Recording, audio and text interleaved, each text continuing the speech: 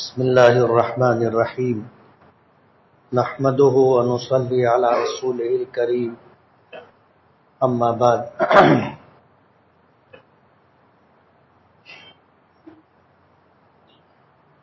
بزرگان محترم اور عزیز دوستو، اسلام کا بنیادی عقیدہ ایمان، یقین اور توحید ہے۔ سب سے پہلے انسان حضرت آدم علیہ السلام، اللہ تعالیٰ نے آپ کو نبی اور رسول بنا کر کے بھیجا، اور آپ نے اپنی اولاد کو اسی راستے پر رکھا کہ اللہ رب العالمین وحدہ لا شریک لہ ہے۔ اللہ تعالیٰ کی ذات میں، اللہ تعالیٰ کی صفات میں نہ کوئی شریک تھا، نہ کوئی شریک ہے، اور نہ قیامت تک کوئی شریک رہے گا۔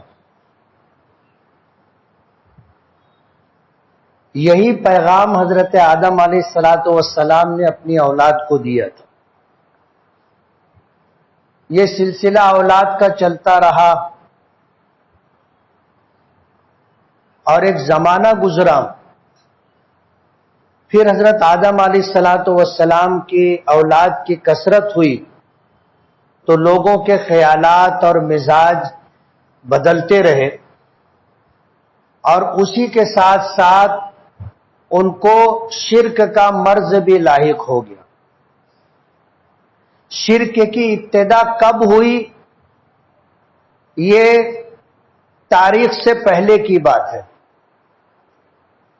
اور تاریخ سے پہلے کا زمانہ ہونے کی وجہ سے ہم متعین نہیں کر سکتے اور یہ نہیں بتا سکتے کہ کس سن اور کس زمانے سے شرک کا آغاز ہوا۔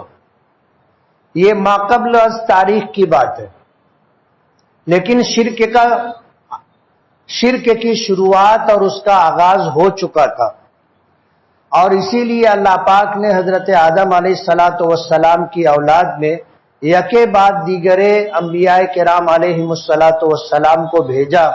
ہر نبی آ کر کے ایمان کی دعوت دیتا تھا اور عقیدہ اور تبلیغ توحید کا کام کیا کرتا تھا کہ لوگوں کو ایمان کی دعوت دینا کہ لوگ ایمان قبول کرو، اور اس بات کی تبلیغ کرتے رہتے تھے کہ اللہ تعالیٰ اپنی ذات میں، اپنی صفات میں، اپنے افعال میں یکا و تنہا ہے۔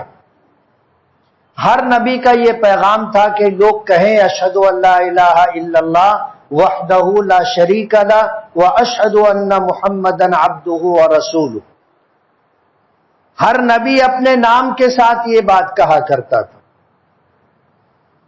کہ تو بنیادی عقیدہ ایمان ہے۔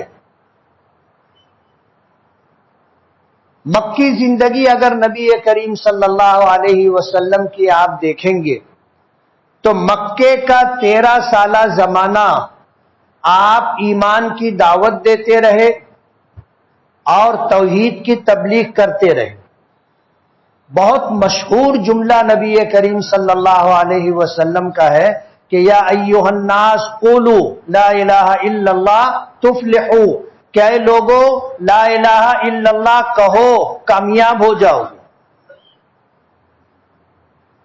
لا الہ الا اللہ، لا الہ کا مطلب یہ ہے کہ کوئی بھی پوجے جانے کے لائق نہیں ہے، کوئی بھی الہ نہیں ہے الا اللہ، سوائے اللہ تعالی کے۔ یہ حصر ہے۔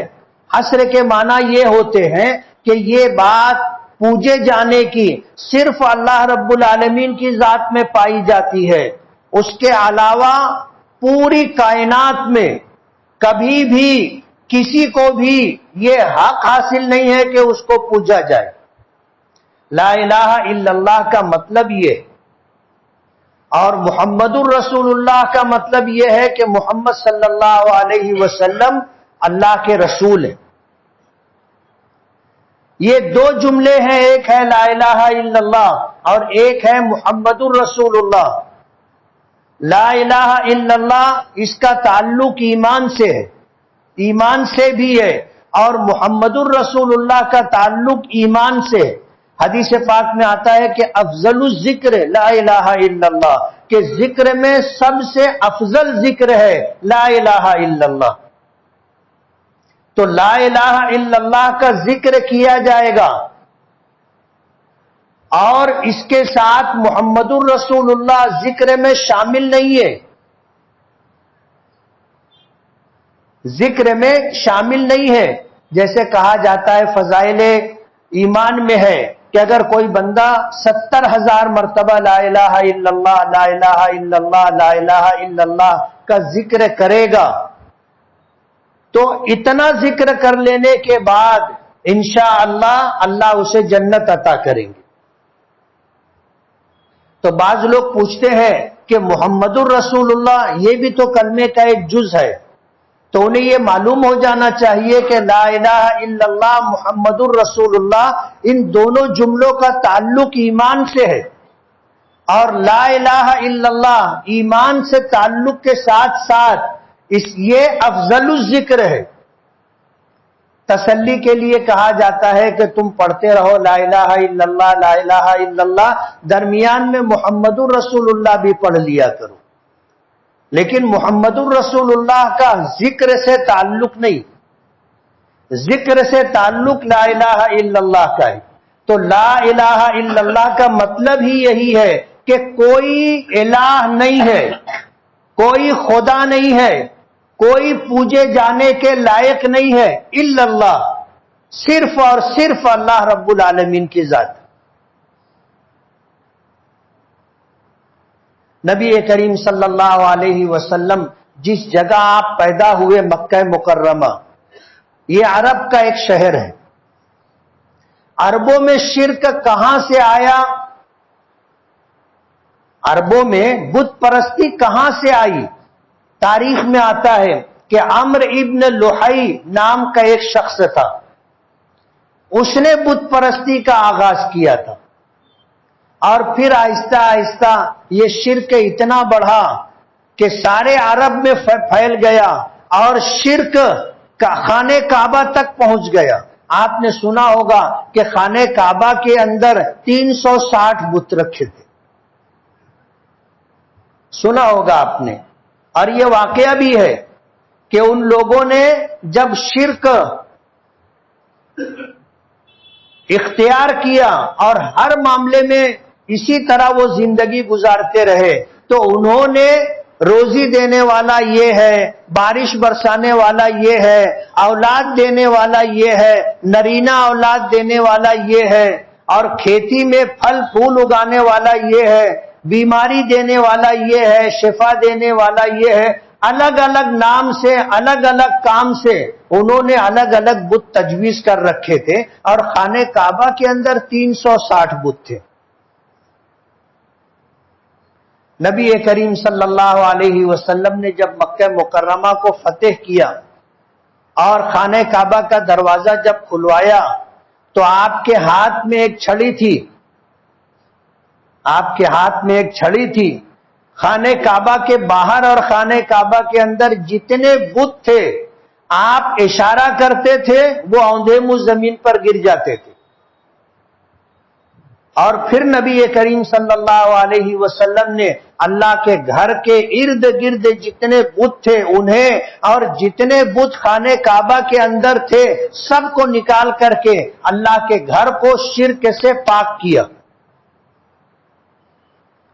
میں آپ کو پیچھے بھی بتا چکا کہ 3 چیزیں اللہ رب العالمین کا خاصہ ہے۔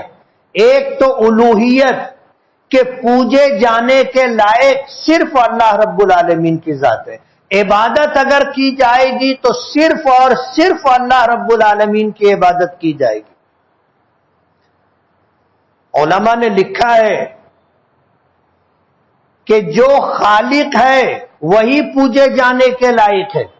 اس پوری کائنات کو اللہ نے پیدا کیا، اور اس کائنات میں کسی ادنا سے ادنا، معمولی سے معمولی چیز کو بھی پیدا کرنے والا اللہ کے علاوہ کوئی دوسرا نہیں۔ حتیٰ کہ مکھی اور مچھر کو بھی اللہ نے پیدا کیا ہے. آج دنیا کی کوئی طاقت مکھی اور مچھر پیدا نہیں کر سکتی. آپ اس سے چھوٹی بھی کوئی مخلوق اگر دیکھ لیں، کوئی معمولی سے معمولی کیڑا بھی، اس کو بھی پیدا کرنے والی ذات اللہ رب العالمین کی ہے. تو جو خالق ہے وہ الہ ہو سکتا ہے، جو مخلوق ہے وہ کبھی بھی الہ نہیں ہو سکتی. اور اس پوری کائنات کو اللہ نے پیدا کیا ہے.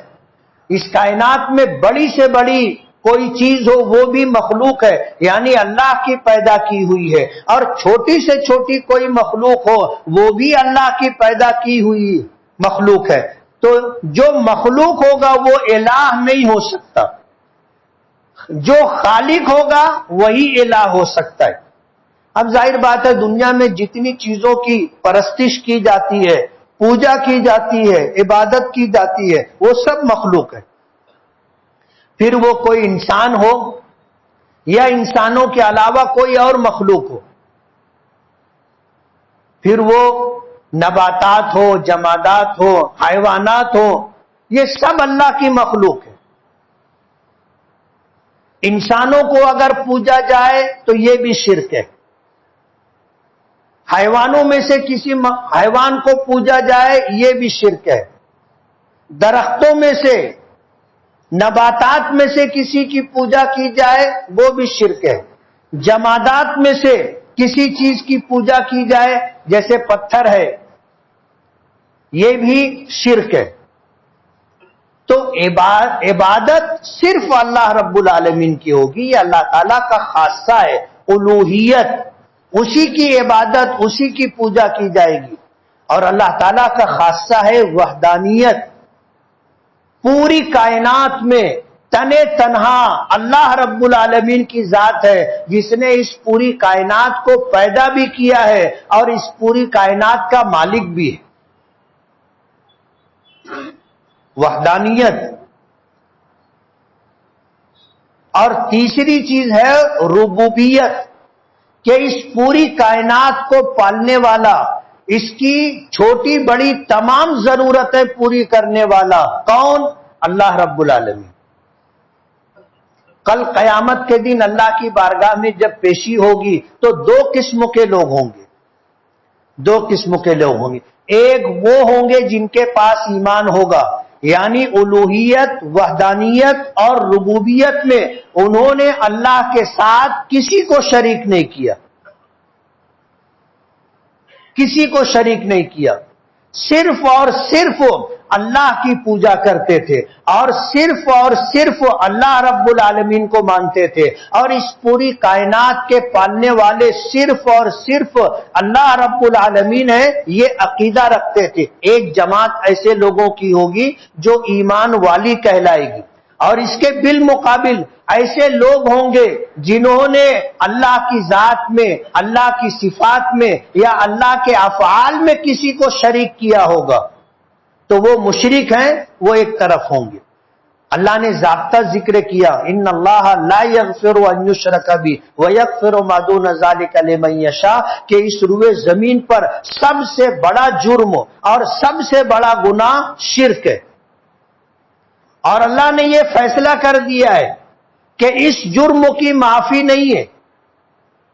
کل قیامت کے دن اگر کوئی شخص اللہ کی بارگاہ میں پہنچا اور اس کے پاس ایمان نہیں ہے، اس نے دنیا میں شرک کرتے ہوئے زندگی گزاری اور شرک پر ہی اس کا انتقال ہوا، اسی عقیدے کے ساتھ دنیا سے گیا، تو اس کے لیے مغفرت اور بخشش کی کوئی گنجائش نہیں. اللہ کی بارگاہ میں پیشی ہوگی، ایمان ہے نہیں ہے، اسے جہنم میں ڈال دیا جائے. یہ فیصلہ ہے. اللہ کی بارگاہ میں حساب و کتاب کن کا ہوگا؟ حساب و کتاب ان کا ہوگا جن کے پاس ایمان ہوگا، اور جن کے پاس ایمان نہیں ہوگا ان کے لیے کوئی حساب و کتاب نہیں، وہ بغیر حساب و کتاب کے جہنم میں جائیں گے.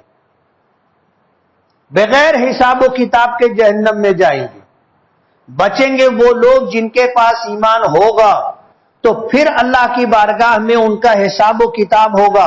لیکن ان میں بھی ایک بہت بڑی جماعت ایسی ہوگی کہ جن کے پاس ایمان ہوگا اور جن کے پاس نیکیاں ہی نیکی ہوں گی، اور انہوں نے اپنی زندگی میں دنیا میں رہتے ہوئے جو گناہ ان سے ہو گئے تھے یا جو گناہ انہوں نے کر لیے تھے، ان تمام گناہوں سے انہوں نے زندگی میں جیتے جی سچی پکی توبہ کر کے اللہ کی بارگاہ میں گئے ہوں گے.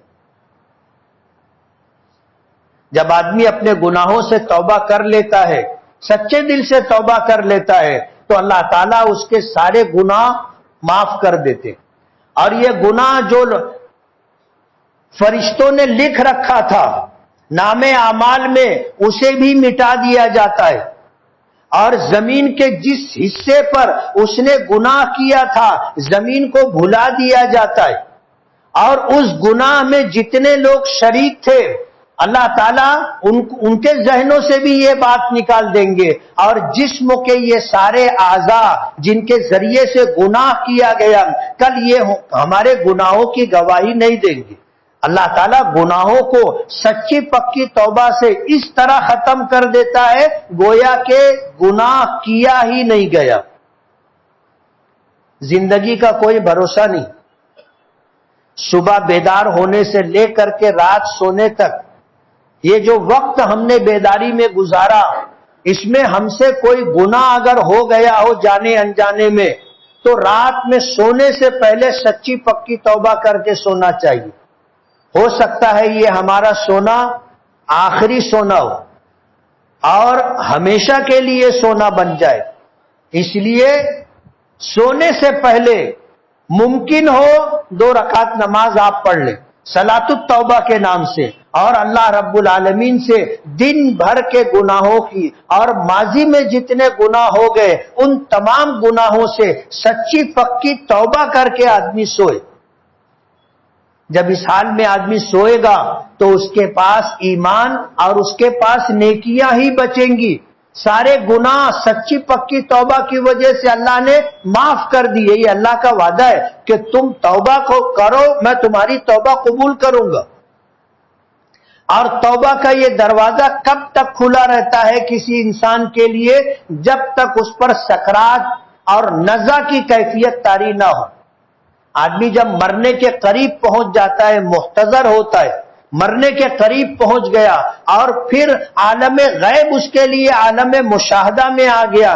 جو چیزیں نہیں دکھتی تھیں اب وہ چیزیں دکھنے لگ گئی، تب اس کے اوپر سکرات اور نزع کی کیفیت طاری ہو گئی ہے. اس وقت کا ایمان معتبر نہیں ہے، اس وقت کی توبہ بھی معتبر نہیں. اس وقت کے آنے سے پہلے جو توبہ کر لی جائے گی وہ قبول ہوگی، اور اس وقت کے آنے تک توبہ کا دروازہ ہر انسان کے لیے کھلا ہے. جب کسی پر موت کی کیفیت طاری ہو گئی تب توبہ کا دروازہ بند ہو جاتا ہے. یہی وجہ ہے کہ جب مرنے کا وقت آیا، عالم غیب عالم مشاہدہ میں آ گیا، اور کسی نے ایمان اللہ کی وحدانیت کا اقرار کیا، وہ اقرار معتبر نہیں. فرعون کے متعلق آتا ہے کہ حضرت موسیٰ اور بنی اسرائیل کا تعاقب کرتے ہوئے جب دریائے قلزم کے اندر گھوڑے ڈالے گئے، اور حضرت موسیٰ اور بنی اسرائیل جب دریا پار کر گئے، اور فرعون اور اس کا لشکر جب دریا کے بیچ میں پہنچا، تو جو پانی حضرت موسیٰ کے عصا مارنے کی وجہ سے دیوار بن کر کے پھٹ کر کے کھڑا ہو گیا تھا، اور اس کے بیچ سے پورا لشکر گزر گیا تھا، اللہ نے اس پانی کو پھر جاری کر دیا. تو فرعون اور اس کا پورا لشکر دریائے قلزم کے اندر ڈوب گئے. قرآن کریم میں آیات موجود ہیں، اور اس کی تفسیر میں احادیث کے پیش نظر علماء نے یہ بات لکھی ہے کہ جب فرعون ہاتھ پیر مارنے لگا اور بچ کر نکلنے کی کوشش کرنے لگا، تو جبرائیل نے آ کر اس کا پیر پکڑ کر اس کو پانی میں کھینچا. جب اس نے جبرائیل کو دیکھ لیا اور اللہ کی پکڑ دیکھ لی تو اس نے کہا آمنت برب ہارون و موسیٰ، کہ میں ہارون اور موسیٰ کے پروردگار پر ایمان لایا. تو جواب ملا آل آن، اب اب کا ایمان معتبر نہیں ہے. آنا وقد کنت من المفسدین، اس سے پہلے تو فساد برپا کرنے والے لوگوں میں سے تھا. اس وقت کا تیرا ایمان تجھے نفع نہیں دے گا، کام نہیں آئے گا. تو ہر ایک کے لیے توبہ کا دروازہ کھلا ہے. کب تک؟ جب تک موت کی کیفیت طاری نہ ہو. اس لیے رات سونے سے پہلے آدمی کو سچی پکی توبہ کر کے سونا چاہیے. ہو سکتا ہے یہ سوئیں گے تو اب سوتے ہی رہ جائیں گے، ایسا بھی ہو سکتا ہے. تو ایمان والوں میں ایسے لوگ ہوں گے جن کے پاس نیکیاں ہی نیکی ہوں گی، گناہ نہیں ہوں گے، ان کا بھی حساب و کتاب نہیں ہوگا. ظاہر بات ہے ترازو کے دو پلڑے ہوتے ہیں، ایک میں نیکی رکھی جائے گی، دوسرے میں رکھنے کے لیے کچھ چاہیے تبھی تو وزن ہوگا. اور اگر دوسرے پلڑے میں رکھنے کے لیے کچھ نہیں ہے تو وزن کی ضرورت نہیں ہے.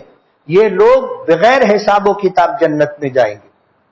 بچیں گے وہ لوگ جن کے پاس ایمان ہے لیکن انہوں نے نیکیاں بھی کی اور نیکیوں کے ساتھ ساتھ گناہ بھی کرتے رہے اور انہوں نے توبہ نہیں کی. اس حال میں دنیا سے گئے کہ ان کے نام اعمال میں گناہ موجود تھے. ان کا حساب و کتاب ہوگا. علماء نے لکھا ہے کہ نیکی ایک پلڑے میں اور بدی دوسرے پلڑے میں. اگر نیکی کا پلڑا جھک گیا تو یہ آدمی جنت میں جانے کا مستحق ہے، اور اگر گناہوں کا پلڑا جھک گیا کہ گناہ نیکیوں سے زیادہ تھے اور پھر وہ گناہ کی کثرت نے نیکیوں کے پلڑے کو ہلکا کر دیا، تب یہ آدمی جہنم میں جانے کا مستحق ہے. لیکن یہ بھی اللہ کی مشیت پر ہے کہ کسی کے پاس گناہ نیکیوں سے زیادہ تھے لیکن اللہ معاف کرنا چاہے، حضور پاک صلی اللہ علیہ وسلم سفارش کر دے یا اور کوئی اللہ کا بندہ آ کر سفارش کر دے یا اللہ خود معاف کر دے تو یہ آدمی بھی جنت میں چلا جائے گا. واقعات میں آتا ہے میدان محشر میں ایک شخص ہوگا کہ جس کی نیکی اور بدی دونوں ہوگی، اور جب اس کو تولا جائے گا تو دونوں پلڑے برابر رہیں گے. نہ نیکی کا پلڑا جھکے گا نہ گناہوں کا پلڑا جھکے گا. اب یہ جائے تو کدھر جائے؟ یہ جائے تو کدھر جائے؟ نیکی اور بدی دونوں برابر ہیں تو اللہ پاک کی طرف سے اسے حکم ہوگا کہ جاؤ کہیں سے ایک نیکی لے کے آؤ. اب یہ ایک نیکی کے لیے میدان محشر میں گھومے گا. وہ دن ایسا ہوگا کہ ہر ایک اپنی جان پہچان والوں سے منہ چھپائے گا، بھاگے گا. قرآن کریم میں ہے کہ یوم یفر المرء من اخیہ وامہ وابیہ وصاحبتہ وبنیہ لکل امرئ منہم یومئذ شأن یغنیہ. ہر ایک کا عجیب و غریب حال ہوگا. ایسا حال ہوگا کہ وہ اپنے جان پہچان کے لوگوں سے منہ چھپاتا پھرے گا. بھائی بھائی سے، باپ بیٹے سے، بیٹا باپ سے، ماں بیٹے سے، بیٹا ماں سے، بھائی بہنوں سے، میاں بیوی ایک دوسرے سے، سب اپنے آپ کو الگ الگ کر رکھیں گے. کوئی کسی کی طرف دیکھے گا نہیں. ہر ایک انتہائی ضرورت مند ہوگا، کوئی کسی کو نیکی دینا نہیں چاہے گا. اب اس کو حکم ہوگا کہ تم جاؤ ایک نیکی لے کر کے آؤ. ایک نیکی مل جائے گی تو نیکی کا پلڑا جھک جائے گا، اور کسی کے پاس 51% نیکی ہو گئی تو وہ انشاءاللہ جنت میں جائے گا. اب یہ نیکی کے لیے نکلے گا. جس کے پاس جائے گا کوئی بھی نیکی دینے کے لیے تیار نہیں ہوگا، لیکن یہ گھومتا رہے گا، ڈھونڈتا رہے گا کہ کہیں سے ایک نیکی مل جائے. ایک آدمی کے پاس جائے گا، وہ اس سے سوال کرے گا ایک نیکی کا، تو وہ پوچھے گا کہ تو ایک نیکی کیوں مانگ رہا ہے؟ تو وہ کہے گا کہ میرے پاس نیکیاں بہت ہیں لیکن جتنی نیکی ہے اتنے گناہ بھی ہیں، اور نام اعمال میں جب تولنے کے لیے الگ الگ پلڑے میں رکھے گئے تو دونوں پلڑے برابر ہو گئے. اب نیکی کا پلڑا جھکے اس کے لیے مجھے ایک نیکی کی اور ضرورت ہے. تو وہ آدمی اپنا نام اعمال دیکھے گا تو اس کو دکھے گا کہ اس کے نام اعمال میں گناہ ہی گناہ ہے، صرف ایک نیکی ہے. تو وہ سوچے گا کہ جب اس کے پاس نیکیاں بہت ہیں لیکن گناہوں کے برابر ہیں تو اس کا نیکی کا پلڑا جھک نہیں رہا ہے. میرے پاس تو گناہ ہی گناہ ہے، صرف ایک نیکی ہے. اب اگر اس کو میں حساب و کتاب کے لیے پیشی ہوگی اور تولا جائے گا تو گناہ تو میرے بے شمار ہے، ایک نیکی ہے، یہ نیکی سے تو میرا کوئی کام بنے گا نہیں. اور یہ بات بھی اللہ پاک اس کے دل میں ڈالیں گے تو وہ ایک نیکی اس کو دے دے گا اور یہ کہہ کر کے دے گا کہ اس ایک نیکی سے میرا تو کچھ کام بننے والا نہیں ہے، میری تو نجات ہونے والی نہیں ہے، کم سے کم ایک نیکی میں تجھے دے دوں گا، تیرا تو کام بن جائے گا. وہ ایک نیکی لے کر کے آئے گا. فرشتوں کو حیرت ہوگی کہ اتنے گھماسان میں کہ لوگ نفسی نفسی میں مبتلا ہے اور کوئی کسی کی طرف دیکھنے کے لیے تیار نہیں، سب کی نگاہیں اوپر اٹھی ہوئی اللہ کے عرش کی طرف. ایسے حالات میں کہاں سے یہ ایک نیکی لے کر کے آ گیا؟ لیکن اللہ تو دانا و بینا ہے، اللہ کو سب خبر ہے، اللہ علیم و خبیر ہے.